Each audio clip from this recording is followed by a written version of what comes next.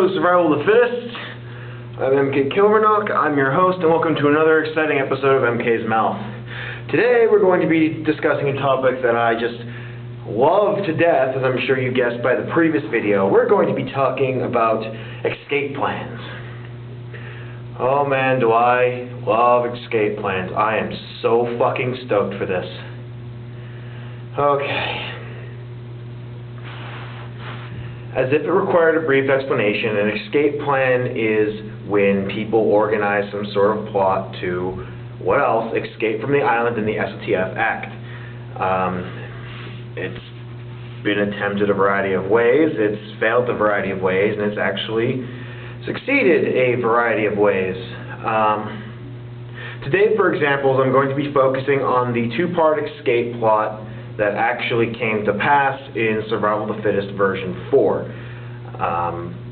Concerning, again, examples. I'm going to talk more about the idea of escape plans in general and what they have to offer to the game. In short, I feel they don't offer much to the game. Much. I didn't say anything. There's some positive effects on the story that an escape plan might have. Plenty of negative ones. I'm going to go into each. So yeah, again, this episode is going to be very escape-centric.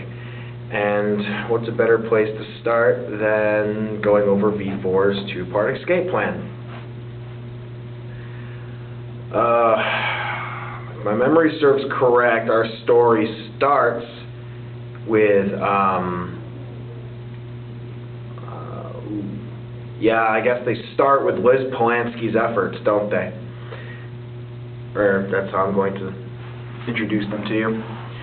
So, for those not in the know, Liz Polanski was a character in version 4 who came up with the idea that if she could disable her collar and get it off, she could go around the island destroying cameras without risk of personal penalty, because usually the penalty for destroying a camera intentionally is collar detonation.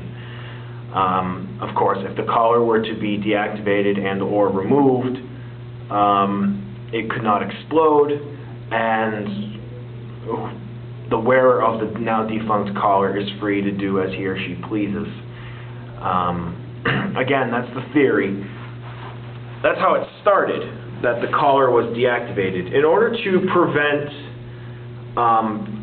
further deactivations of the same manner, the terrorists then changed how the collars worked in their detonation signals. At first, it was the terrorists would send a signal to the collar that said, hey, you're supposed to explode now, and then it would go off. This signal could be sent by death zones. It could be sent manually by any of the terrorists hitting a button. Because further callers could just deactivate any further radio transmissions, again, in theory, the terrorists decided to change it up and reprogram the callers remotely to say that they would be given a suppression signal that, as long as it was receiving the signal,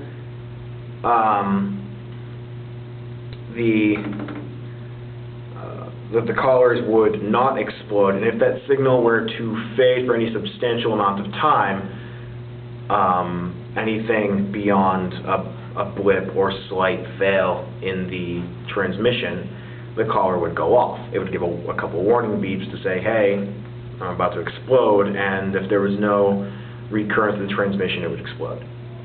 This was, of course, to prevent further people from blocking transmission on their collars. So if they tried to block it, say, the terrorist can't blow me up, the collar would actually blow up on its own. It's no longer deemed a suppression signal.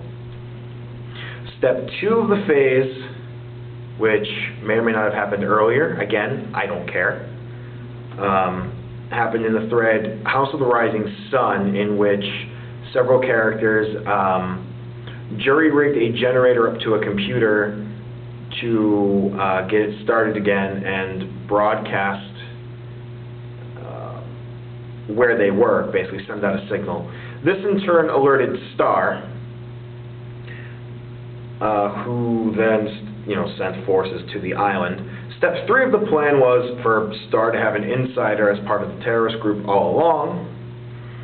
Said insider broadcast the suppression signal, or gave the code for the suppression signal to Star so they could use it to broadcast over the entire island and make it so no matter what, everyone's collars would not explode. In tandem, all these steps allowed several students to leave the island without threat of collar detonation and have their collars removed by members of STARS. Okay.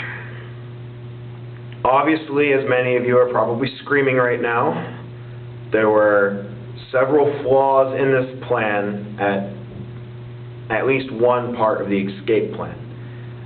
It shouldn't have happened. I, again, apologize for the fact that it did happen. But that's really not what this is about. This is about escape plans in general and why I don't like them. Why don't I like escape plans? I equate escape plans to survival of the fittest the same way I think about a troublesome player in Dungeons and Dragons.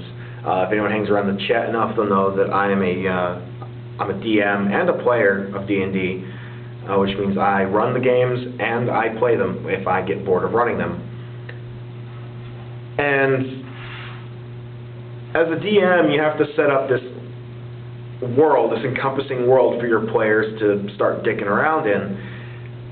And then you have this one player over at the side who's like a hamster constantly trying to escape his cage.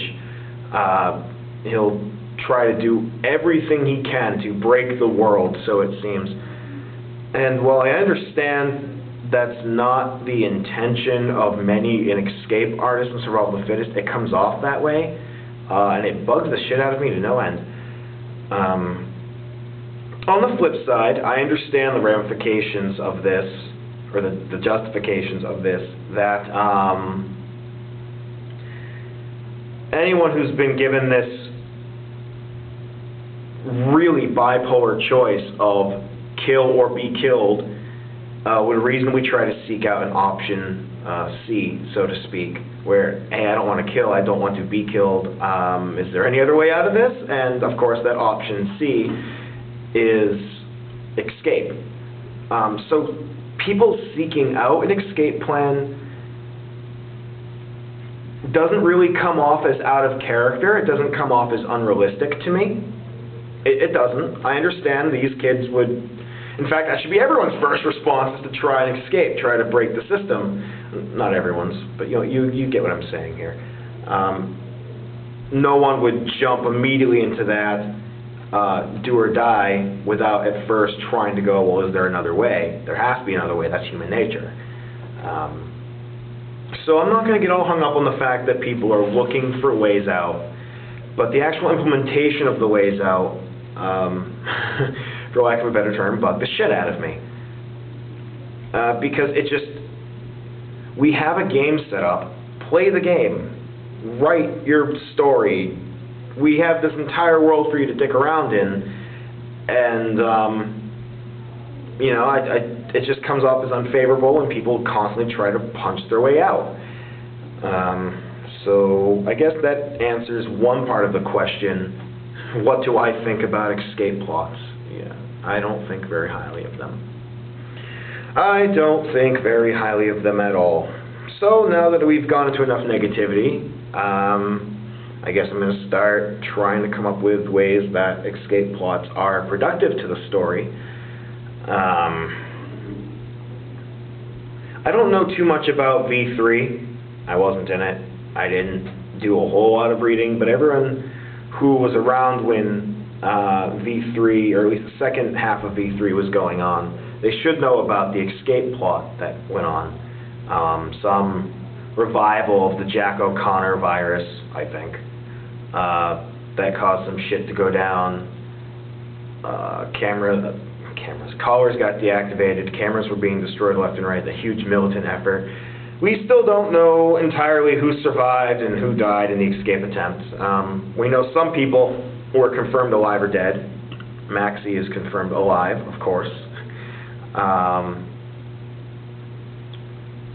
Some other people are, confirmed alive. Some other people are confirmed dead. Okay. The outcome of V3's escape attempt was revolutionary, I guess, is a non-partial word I can use to describe it. It changed the face of the story, halfway through V4 maybe, but it still changed the face of the story, and gave us some openings to work with. It marks the beginning of the Upper Task Force's current downfall, or partial downfall, meaning the death of Danya. Spoiler alert! If you don't fucking know this already, why are you here? So, it marks that. And the V4 escape attempt is a nice lead up into that, where that shit goes down, where Danya is killed, some other people are killed. Sparky, the inside agent for Star, she gets Atlas killed, and then she dies later when people find out that she's a mole, but she manages to send out the code before she gets killed. It's at least a followable tangled web of events. This isn't Metal Gear Solid here. It's still fairly clear and linear what goes on. As for the V4 escape attempt, again, it's a nice continuation, goes further into the terrorist downfall.